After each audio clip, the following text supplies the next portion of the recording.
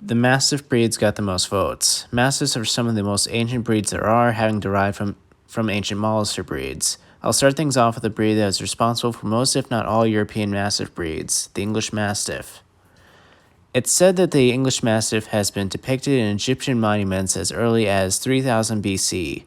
When Julius Caesar invaded England in 55 AD, he was incredibly impressed with the Mastiffs that fought alongside the British soldiers and brought some back to Rome where they fought in gladiatorial arenas.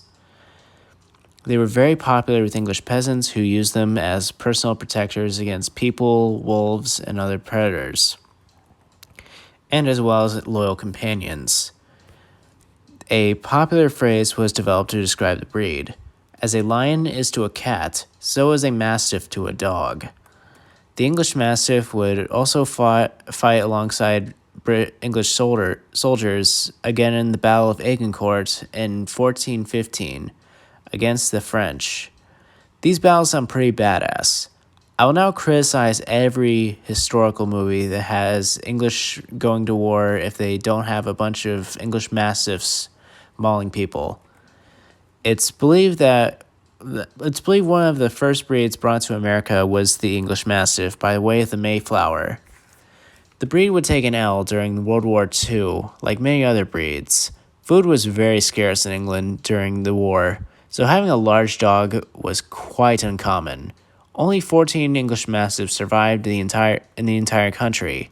The population was rebuilt thanks to the assistance of U.S. breeders that exported their dogs back to England. While they did bounce back, they're currently listed as a vulnerable breed by the Kennel Club. Of course, this wouldn't be an English Mastiff video without talking about Zorba.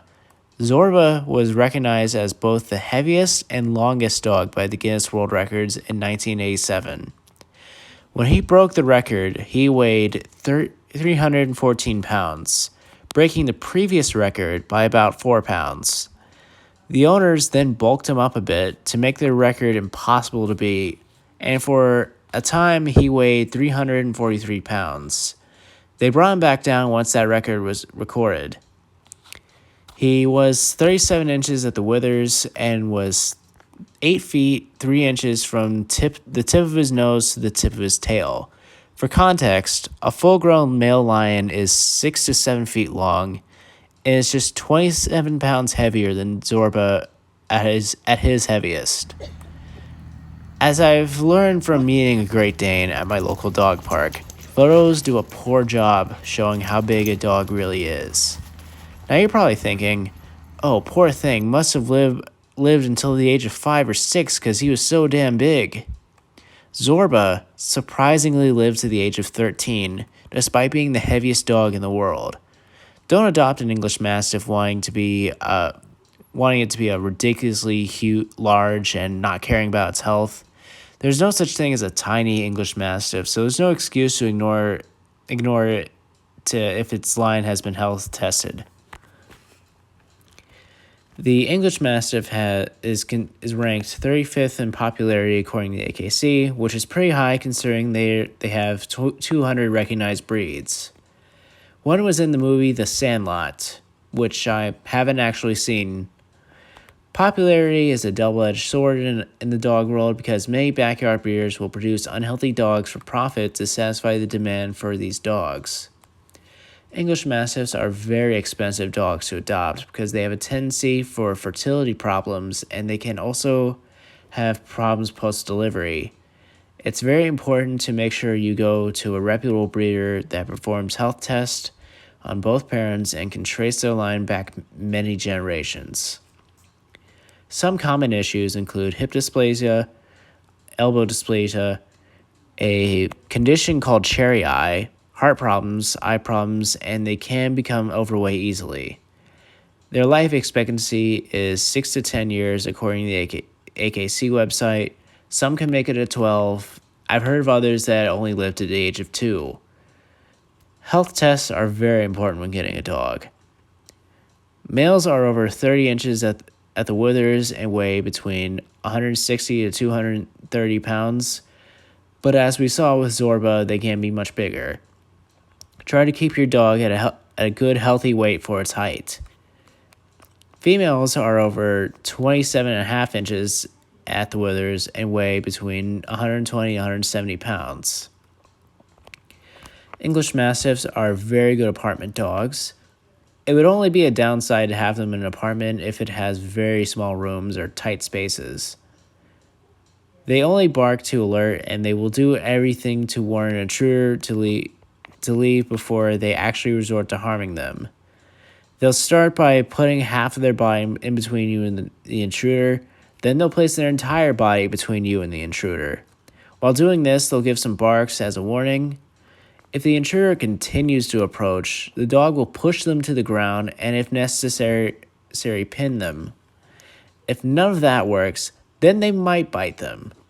I couldn't find anything about there being working line English Mastiffs, but luckily you don't have to train these dogs to guard you.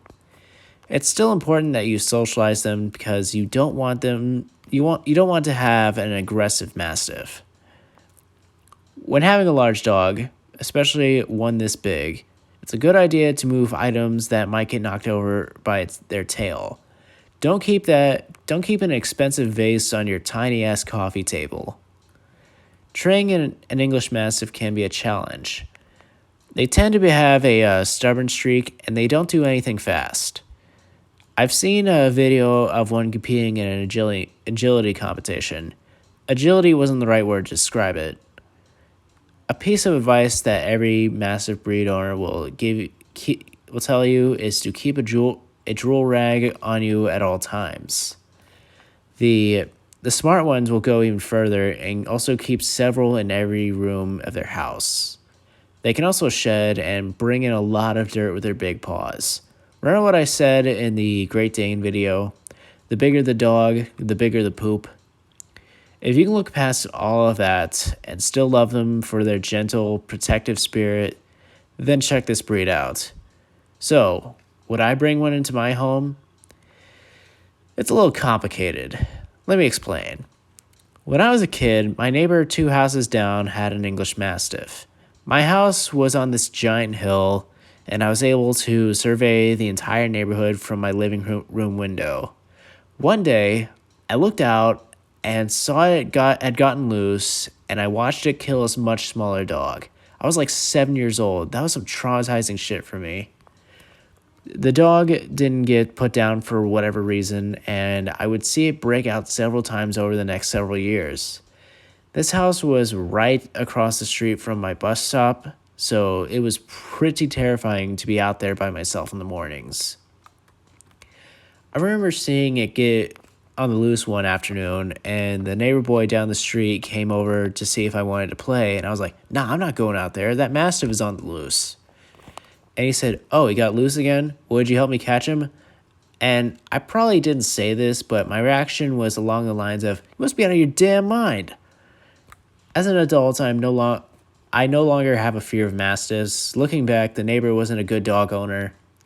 He had bars on his windows because he either dated or married some crazy-ass bitch. My mother also had a nickname for him. One time she heard him yell to the woman that he was with at the time while she was getting into the car, "Don't forget my 12-pack or it won't be about child support." So we called him 12-pack. And I eventually learned his name, but I forgot what it was, so he will be immortalized as 12-pack. Virginia. Anyway, I do like the gentle spirit that the English Mastiff seems to have. I tend to prefer dogs with a bit more energy and mobility. There are a lot of things I would love to do with my dogs, and an English Mastiff might get too tired too easily. They tend to only need a brief walk around the neighborhood and some mental stimulation. I also don't currently know what to do with their appetites, because I've never had a dog that big. It's quite a bit of money to feed them. Nevertheless, this is a great dog for a person that isn't a neat freak and loves the Velcro-like companionship that they provide. I'll end it here. Let me know if there's any dog-related topic you'd like for me to talk about. The next breed I'll make a video for is the Bull Mastiff. I plan on doing most of the Mastiff breeds. I The only exceptions being the Dogo Argentino, because I've already talked about it in a previous video, and the St. Bernard, because they aren't a close quarter guardian, and I decided to limit myself to that variety of Mastiffs. Leave a comment. I enjoy hearing your feedback. What are your experiences with the English Mastiff? Have a great day, and don't date or marry someone who makes you have to put bars on your windows.